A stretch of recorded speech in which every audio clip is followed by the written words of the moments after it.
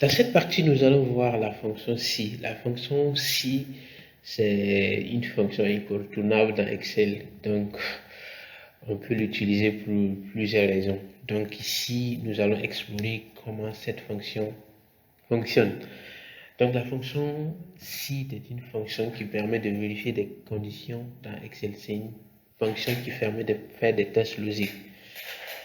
Donc, par exemple, c'est une fonction qui prend trois arguments. Donc, le premier argument, c'est le test logique. On veut vérifier si une condition est remplie.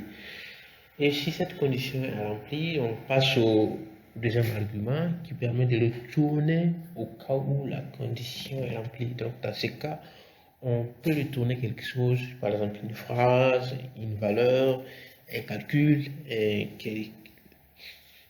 tout ce que vous voulez. Vous pouvez retourner dans cet argument. Ou pour le troisième argument, c'est lorsque la condition n'est pas remplie dans cette partie, vous pouvez également retourner quelque chose.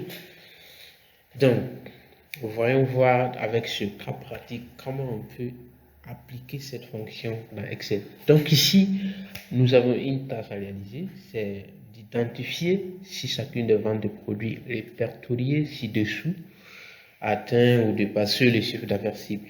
Mettez oui si c'est le cas et non dans les cas contraires. Donc, qu'est-ce que nous allons faire ici? Nous avons un chiffre d'affaires cible qui est de 450 $. Donc, et nous avons des chiffres d'affaires qui sont répertoriés ici. Donc, nous allons vérifier pour chaque montant est-ce qu'il respecte la condition qui a été que nous voulons tester. Donc, la condition de savoir est-ce que chacun des montants qui est répertorié ici, est-ce qu'il a atteint ou dépassé le chiffre d'affaires cible qui est de 450 $. Si la condition est respectée, nous allons retourner oui. Dans le cas contraire, nous allons retourner non. Mais vous avez largement la possibilité de mettre quelque chose, de personnaliser ce résultat. En fait, vous pouvez mettre un calcul, dans le cas contraire, où la condition est respectée, vous pouvez mettre un calcul, vous pouvez mettre du texte, vous pouvez mettre n'importe.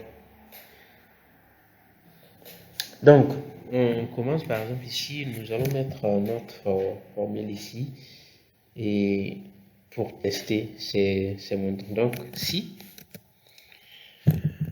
le premier argument c'est le test logique, je vous le disais plus tôt, donc nous allons faire le test logique. Donc, nous allons vérifier est-ce que ce montant qui est ici, est-ce qu'il est supérieur ou égal au chiffre d'affaires cible qui se trouve par là. Et en même temps ici, je vous rappelle une règle dans Excel lorsque nous mettons en place une formule et nous avons l'intention de copier cette formule pour les cellules adjacentes. Il faut figer la valeur que nous ne souhaitons pas qu'elle bouge. Par exemple, ici, nous voulons sur tous les montants, nous voulons vérifier ça avec le chiffre d'affaires cible. Donc, cette valeur, cette cellule, la valeur qui est contenue dans cette cellule ne doit pas bouger. Donc, nous allons figer la valeur de la cellule C7, oui, avec le raccourci clavier F4. Donc, nous figeons la valeur et nous continuons notre condition, notre formule. Si la valeur suit vrai, si c'est vrai, qu'est-ce que nous voulons retourner? Nous voulons retourner oui. Donc, on met toujours le texte dans les formules Excel entre griffes. Comme ça, Excel reconnaît que c'est du texte. Sinon, ça serait une erreur. Dans les cas contraires, nous allons retourner non. Et je vous rappelle également, si vous voyez les deux conditions, les deux arguments plutôt, ils sont mis entre parenthèses, c'est-à-dire que ces arguments sont facultatifs.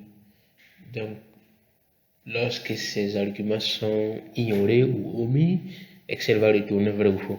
Mais si nous voulons retourner quelque chose de personnalisé, dans ce cas, nous allons utiliser ces deux arguments. Donc ici, nous les avons utilisés.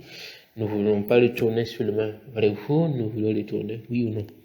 Donc je ferme une parenthèse, et je clique sur OK. Et testons voir est-ce que notre formule a fonctionné. Ici, nous avons le montant est de 450 000 et le test logique serait de vérifier est-ce que les 450 000 sont supérieurs au chiffre d'affaires cible, supérieur ou égal au chiffre d'affaires cible qui est de 450 $. Ici, c'est vrai, la condition est souhaitée, donc Excel nous le dit oui, donc ça c'est vrai. Nous allons voir là où c'est non. Ici, nous avons 325 $ qui est inférieur à 450 $ pour le chiffre d'affaires cible. Donc, ici, la condition n'est pas respectée, Excel nous retourne non. Donc, la formule fonctionne très bien. Donc, la fonction si c'est une fonction incontournable dans Excel. Vous pouvez l'utiliser pour plusieurs raisons, pour résoudre des conditions de tests dans Excel. Donc, c'était la condition si.